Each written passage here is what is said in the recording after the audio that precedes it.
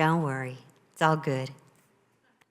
We're wrapping up this series. We've been talking about how to apply spiritual principles to all kinds of problems, personal, relationship, world issues.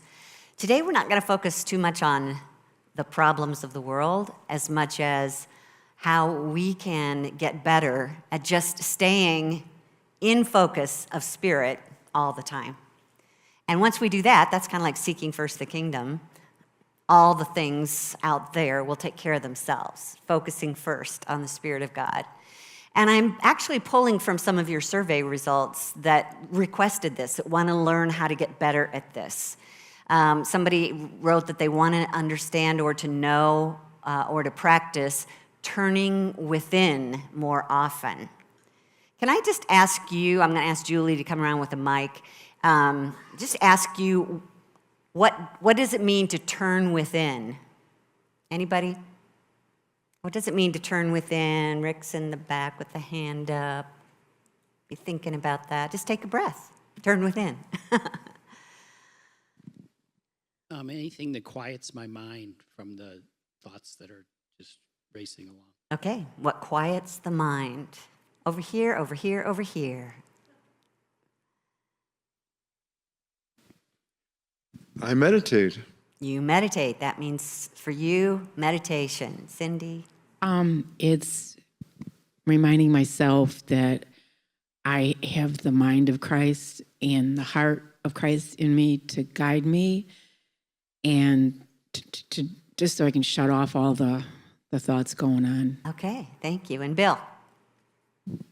By being the person I was born to be, a child of Christ. Beautiful. Thank you. So instead, what we end up doing is turning without when we're facing our problems in life, or just living life in general. We always look outside of ourselves first and decide what's going on around me, anything I need to be aware of, anything I need to attack, anything I need to defend against. We're much more focused on what our physical senses can experience first. That's what grabs our attention. So, I've told you many times that I am here to tell you what not to do based on how I live. So let me just give you an example. My phone rang at about 6 yesterday morning. And when I answered it, it was the alarm company calling about Unity and telling us that our burglar alarm was going off at the front door and motion here in the sanctuary. What did they want me to do? Basically, what they're saying is, do you want us to call the police or not? And I thought, well, 6 o'clock's pretty early for any of our people to be trying to get in. So sure, call the police. When can you be here? What's your car look like? So I threw some clothes on, didn't even brush my teeth. I did remember today. But I got in my car and I drove this way and got probably 3 phone calls from them along the way. But long story short, it turns out it was the fire department that had created the havoc. And it had something to do with our neighbors next door, that something was going off. And somehow they wanted to come in here and solve the problem. I still don't understand that. Set off the alarm and couldn't get it to turn off. So when I pulled up, there was no fire truck here. And there was a black SUV sitting out in the parking lot. And as I pulled up to our parking area, I could see into our building that there was a light on in the meditation room, which shouldn't have been. And I just got, my ego kicked in. It looked at outer signals. And it began to imagine, okay, maybe some bad guy in that SUV actually pretended to be the fire department and called the alarm company, blah, blah, blah. So I called the alarm company back and I said, here's what's happening. I'm going in. I want you on the phone with me. And the place was empty. The alarm wasn't reset correctly, so I took care of that. I did a little scouring, didn't see anything. And then when I got in this room, I went, why didn't I just start here in this room in consciousness before I ever left my house? Why did I wait till I got here to be reminded of the presence and the power of the peace and the love? Yeah. So if you're one of those who, responds with that, remember where we started this sermon? Somebody asked about the knee-jerk reaction. Remember that? That was our first Sunday we talked. Okay, so that was, a knee-jerk reaction. All the while, I didn't have to go through any of that pain or angst had I just remembered to turn within, remind myself of the presence, and begin to practice it before I ever left my house. So the importance of turning within is not only that it calms us down, it brings us peace, but it also opens our heart to what should happen next. We make way to open our heart and listen to the divine guidance so that it can guide us through this. And another challenge that someone of you wrote down was, how can I make more time for personal reflection to just make sure that I remember who I am? What do you think the importance, I'm going to have Julie run around again, what do you think the importance is of personal reflection? Who's got an idea about that? Danny, Kevin, personal reflection.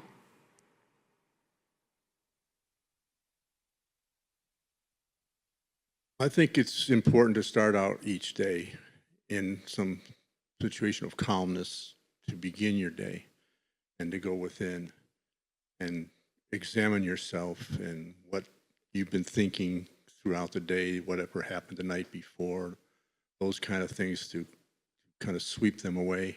Okay. And find yourself in that space. Great, thank you. Kevin? It's a way to stay with myself.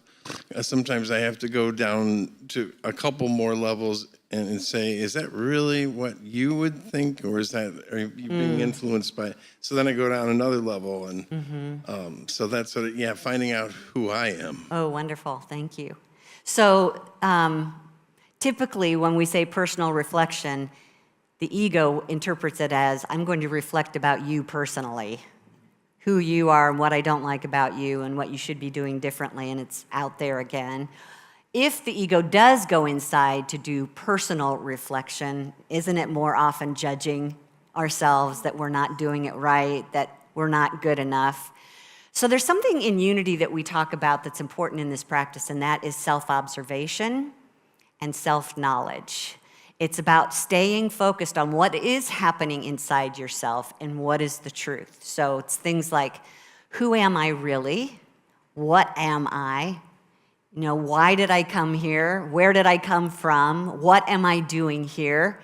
And then as you start to ask yourself those questions every once in a while, maybe even in the midst of a problem, when you're in conflict with someone, that's a great time for personal reflection. And you can actually do it while somebody is saying something to you that you don't like.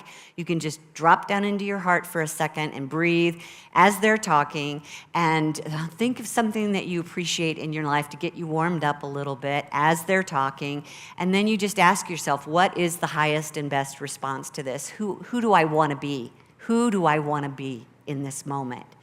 And just listen to where your heart wants to take you in this, because at that point now you are working yourself into a prelude to Christ consciousness, which is why really we're all here, to express that Christ from within.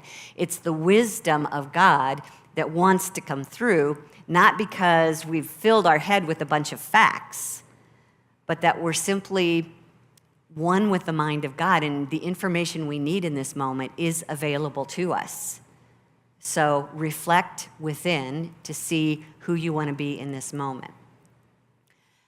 It might help if, as one of you mentioned on your survey, is how do I take more time for meditation? Take more time for meditation. I would say that the two main arguments about that are, I don't have the time, or I don't know how. Can anybody relate to having said those things? This is your chance to put worry to good use, because my hunch is you do worry about things, and you probably can lay awake at night worrying for quite a while. Have you had anybody? Yeah. You lay there worrying about something until you've developed it in your mind as to what it could become, what it might become. That's meditation. Did you know that?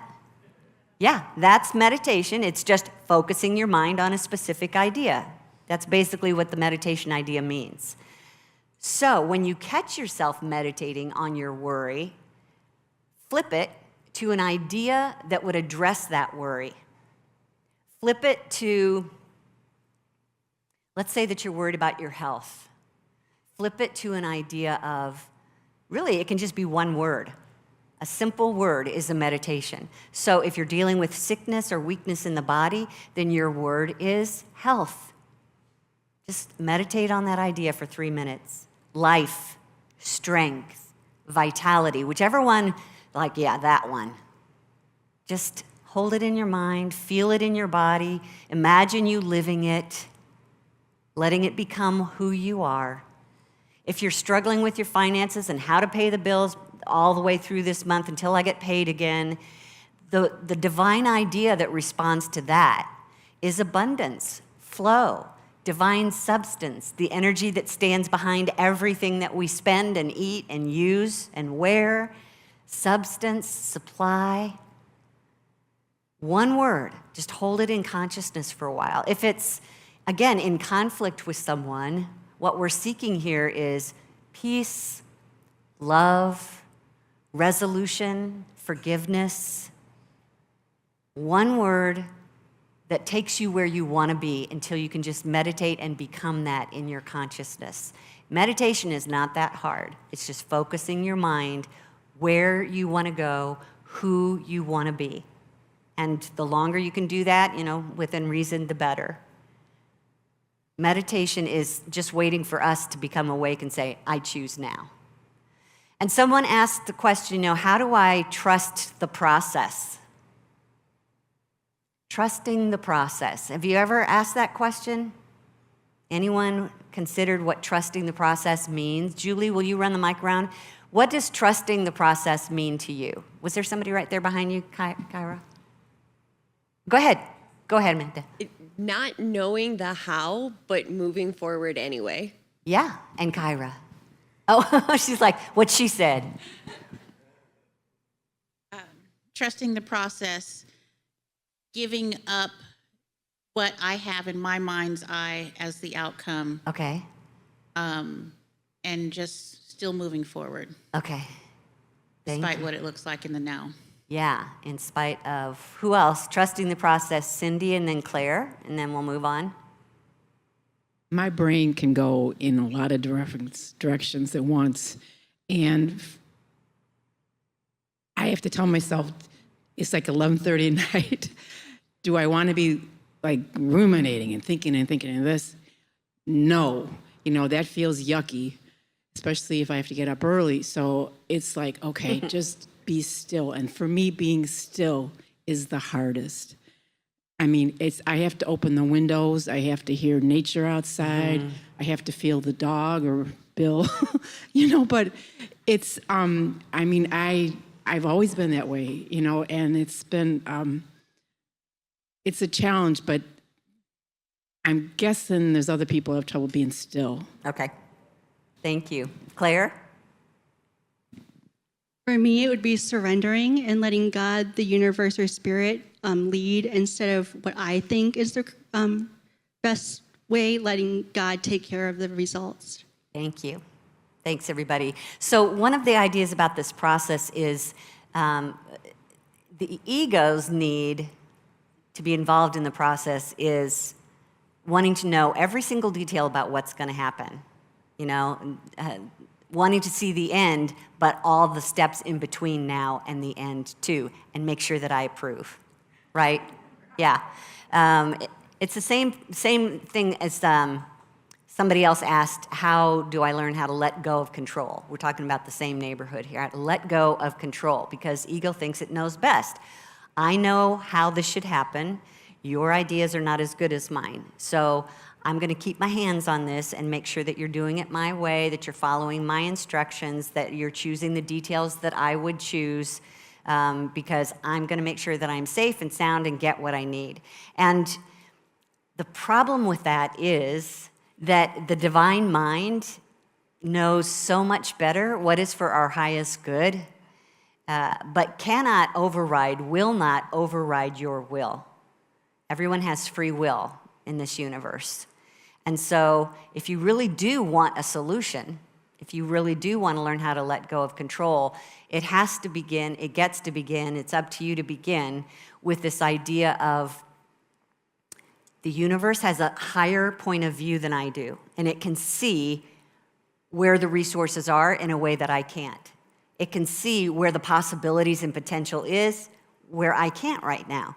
So it's actually to our benefit to release the control and let that divine mind begin to inform us of the next step to take and the next step to take.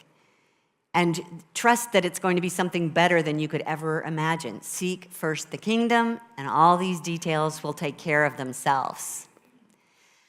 And I also want to talk a little bit about this conscious idea of practicing the presence, staying in spirit all the time, practicing the presence.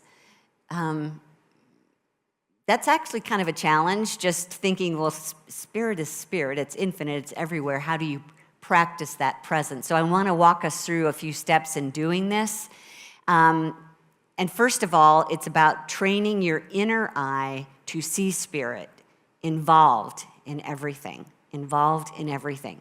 And Frank Laubach was a missionary in the Philippines back in the 1930s who made it his goal to practice the presence. Excuse me. And he set that intention to bring God into everything that he did. So what he wanted to do is be aware of God and what he was doing, and also to be responsive to what he interpreted to be the will of God. Now, he might have had a different interpretation of the will of God than I would say, but I would just say when you hear that, think, okay, God's will is always good. The specific desire is mine, and I and the Father are one. Does that make sense? Okay, think on that. I can feel you ruminating about that. Yeah. So here's what began to happen to him as he kept bringing God into whatever he was seeing and doing. I find several things happening to me as a result of these 2 months of strenuous effort to keep the Lord in mind every minute. This concentration upon God is strenuous, but everything else has ceased to be so. I think more clearly. I forget less frequently. Things I did with strain before, I now do easily and with no effort whatever. I worry about nothing and lose no sleep. I walk on air a good part of the time. Even the mirror reveals a new light in my eyes and face. I no longer feel in a hurry about anything. Everything goes right. Each minute I meet calmly as though it were not important. People outside are treating me differently. Obstacles which I once would have regarded as insurmountable are melting away like a mirage. People are becoming friendly who suspected or neglected me. I need something and turn around to find it waiting for me. I must work to be sure, but there is God working along with me. Seeing God in our midst, he said, was a strenuous effort. I got to say that the strenuous part of that is just retraining the mind, retraining the mind, retraining the mind. But as you work to do that, I'm going to invite you to, rather than see it be an effort, a struggle, it's just a practice, practicing the presence. Whether your body is feeling sick or you're standing in line or you're putting your kids to bed, you're making dinner, any of these practices can be an opportunity to also practice with the divine spirit in the midst of this. And practicing the presence also requires knowing what God is. I know that's a big thought. How can I possibly know what God is? Well, think again about what we've been talking about. One of the things that we speak of God as is the life in our bodies. So when you struggle with just this nebulous spirit out there somewhere, bring it right back here into your heart and imagine and know that that heartbeat is actually the power and wisdom of God beating your heart. If you're eating, spending money, coming into your home and shutting the door, realize home, money, food, all God, all the substance of God expressing in this moment as the food that I'm eating. We become practicing the presence when we think of any form of love that we feel for one another. The love that I have for you is actually the loving heart of God loving. God cannot express love, you cannot experience love if someone isn't being the expression of that energy, that thought of love. And it's also anything that comes to mind for you that is not a judgment, that is definitely not ego trying to waylay your thoughts, but it's a pure thought, it's a helpful thought, it's a creative thought. That's the mind of God thinking in you. Think of, I think it was Paul Tillich that referred to it as the ground of being, that God is the ground of our being, the very essence of our existence. The reason that this universe and our bodies and our minds are here is because it's all emanating out of the Spirit of God. That's how we know God and become more aware of its presence in our lives all the time. Joel Goldsmith, who really learned this, practicing the presence of God, wrote, "The kingdom of God is established in you the very moment that you begin to contemplate his presence and his power within you." The very moment. We practice the presence by praising God. That's not necessarily a term that we talk about regularly in unity as, in our songs of worship, because it takes us back in time to some of those older thoughts where it was a man on a throne that we were praising. But what if the word praise meant, what's my word? It's appreciation, celebration, that's a good word, celebration, say recognition, awe, taking joy in, is that what you said? Yeah. Gratitude. What we're doing is we're basically saying, that's good. When we praise it, we're saying that's good. And if you're praising something that's good, it's God. God is the essence of good. So find ways to do that more often. Something James Dillett Freeman wrote, when he's the one that wrote our prayer for protection. All there is responds to a word of praise. God responds. We respond. Everything responds. The whole world sparkles, quivers, comes alive. Things vibrate and are quickened. We vibrate and are quickened. Heaven and earth are in tune with us, and we are in tune with them. When we give praise, everything wants to give in return. Everything wants to do things for us. Let's praise more often. That is good, and I am grateful. And we also talk about practicing the presence by living it in what we do. Not just what we think, what we do. When we're listening to a child, listening as the ears of God and the heart of God is practicing the presence in what you do. If you're raking the leaves, just being mindful of this earth that produces trees, that produces leaves that change color and fall and nourish the ground. Just be mindful as you're raking this fall, the presence of God in those leaves. Whether you're grocery shopping or you're scrubbing your tub, just be mindful that the animating force in your body is the divine spirit in you. The cleanliness, the order that comes from this is the Spirit expressing itself. So many things, everything that we do in life can be done as the presence of God working through you. James Dillett Freeman said again, we pray without ceasing when we refer the events of life to God. Refer the events of life, whatever it is you're in the middle of, good, bad, or indifferent, refer it to God expressing. We do this by acting all the time, as much as we're able, with courage, faith, love, power, and intelligence. Faith may be standing firm or daring to step out. Courage may be going forward when we'd rather have gone back, or standing still when we would rather have run away. Love may be giving a gift we would rather have kept for ourselves, or binding up wounds, sometimes wounds we cause. Intelligence may be thinking clearly, listening quietly, or seeing through facts to the truth. Give yourself to a creative purpose. Let your mind and hands be absorbed in bringing forth some good thing. And I want to finish with practicing the presence by seeing yourself in everyone else. Seeing yourself in everyone else. It's the one presence, the omnipresence, that makes that possible. That in each one of you, I see myself. And as you look around this room, everyone that you see with your eyes, those watching online who you're seeing here through this camera lens, is you.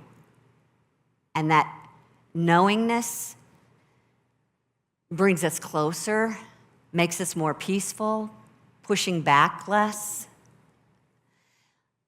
The fall makes me think of November of 2013, when the little town of Washington, Illinois was hit by a very large tornado. And one of the things that it did was tear down my sister, brother-in-law's, nieces and nephews' home. And as soon as they would let people in, I had to be there. And when you're in that devastation all around you, it's pretty hard to see God. And yet, as you watched people come together in the aftermath, not only could you see yourself in others, but you could also see God very clearly expressing. There's a video that someone took of the process that I want to show you. And I'm also going to share during this song what my brother-in-law put out in a text one day as he was trying to be encouraging to his neighbors and the town around him. So let's take a look first.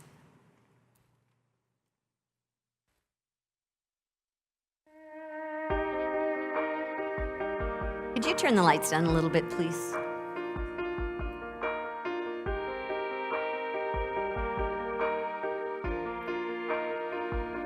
You were reaching through the storm, walking on the water, even when I could not see.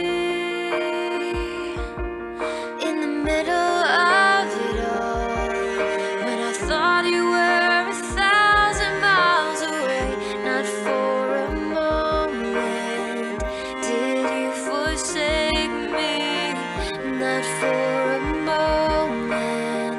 did you forsake me? After all, you are constant.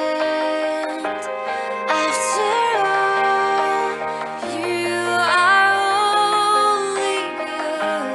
After all, you are sovereign.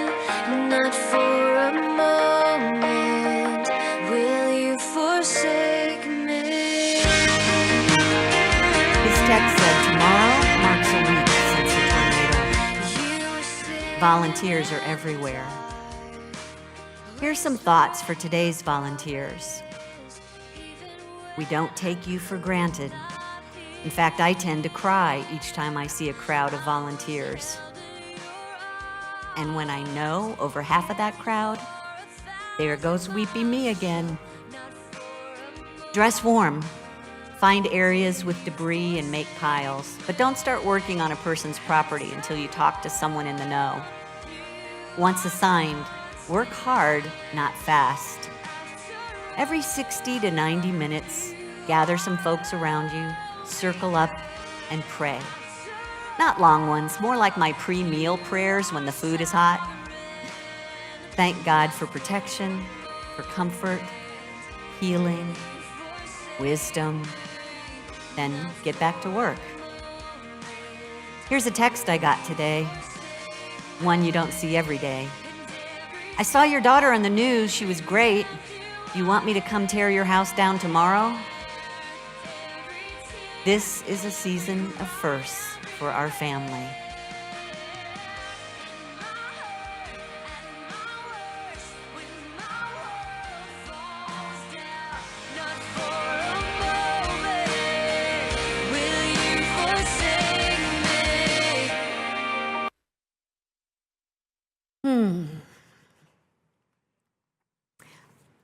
it's hard for me to even read his words because I remember what it was like to be around these people who just were constantly reaching out to each other. How can I help? What do you need?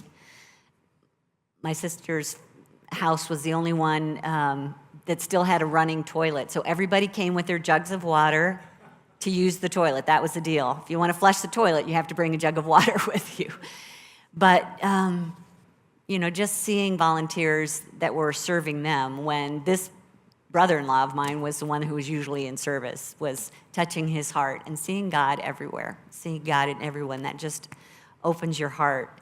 So when we talk about practicing the presence, any experience in your life, good or bad, is an opportunity for us to remember the power, the wisdom, the love, the creativity is present in me and all around me if I simply remember and remind myself, whether it's in my relationships or in my money, whether it's my belongings, whether it's my body's prayer, when it's meditating, when it's just scrubbing the tub.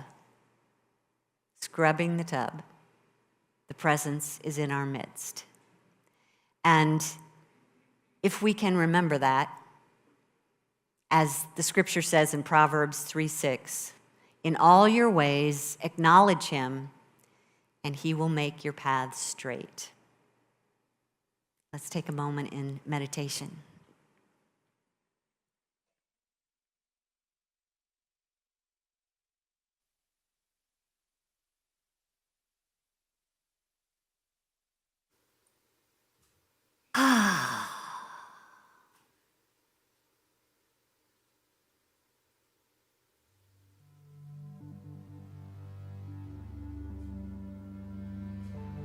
Become mindful that the presence is breathing you.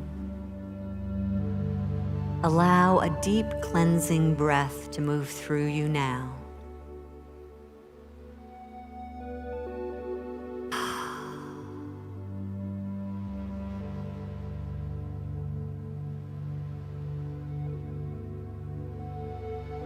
Notice that you can direct your muscles to relax now. And that softening, healing feeling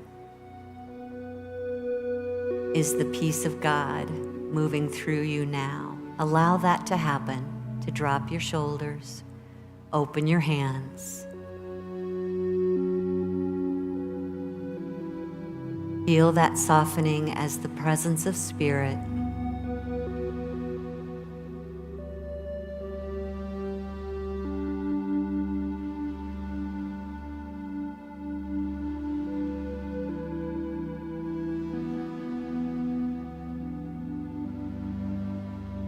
become mindful of the hum of energy that's moving through your body right now. Imagine that as the flow of blood circulating throughout every vein, every artery, bringing life. Spirit of God, energizing you with life. Feel that.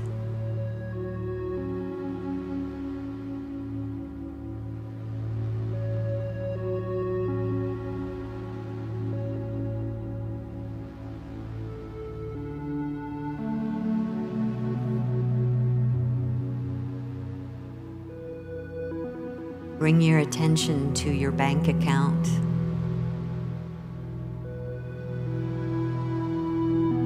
And in your mind's eye, transform it into pure, sparkling, golden energy that breaks free of the walls of the bank and fills heaven and earth with divine substance. Overflowing abundance. Hold those words in your mind and heart for a moment, seeing it expressing overflowing abundance.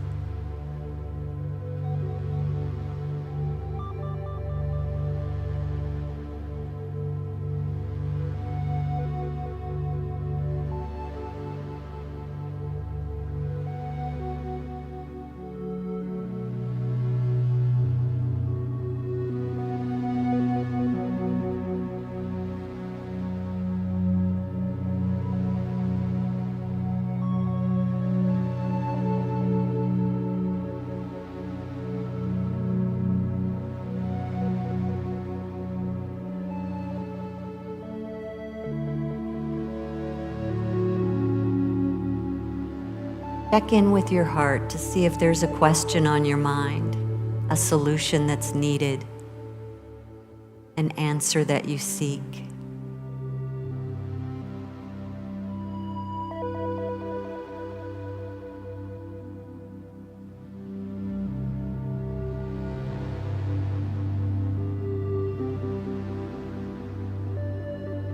And now move to the truth. I am intuitive. Hold that idea in your heart. I am intuitive.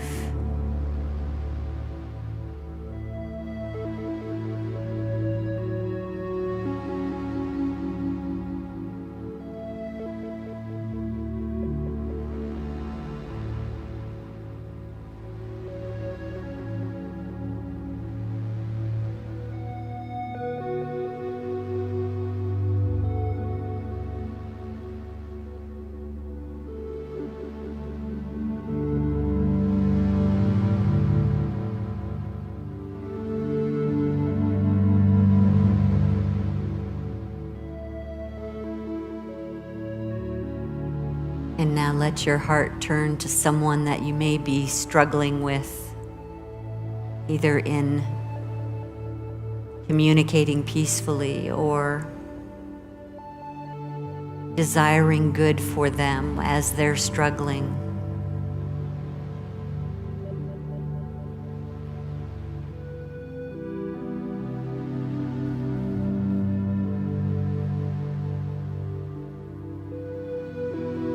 And bring to mind now the presence of love between you.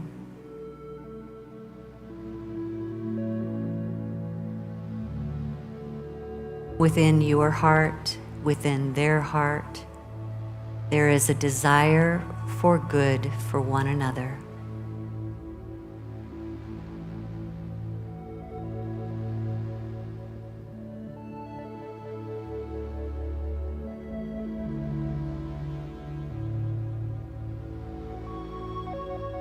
And in this desire of love,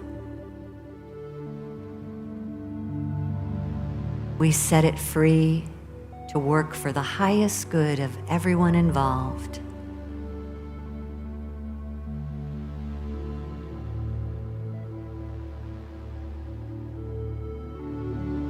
Love heals all. Hold that idea in your heart for a while. Love heals all.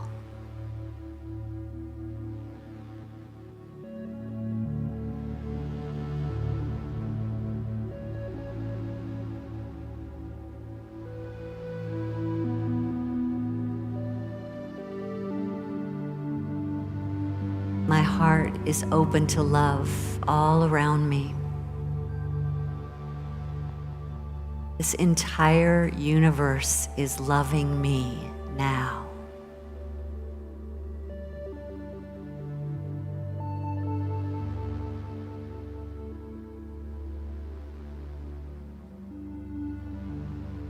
The presence all around me desires only good for me and for all beings.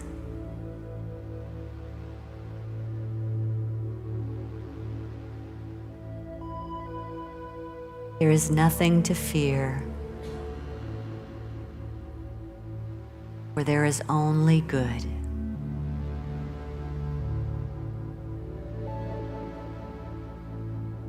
I praise the good. I praise the presence of love.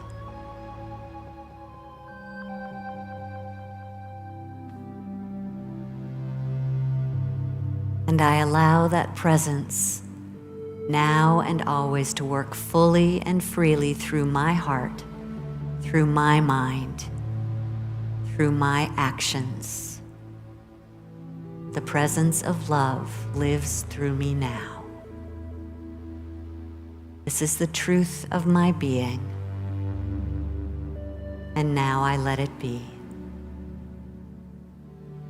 So it is. Amen.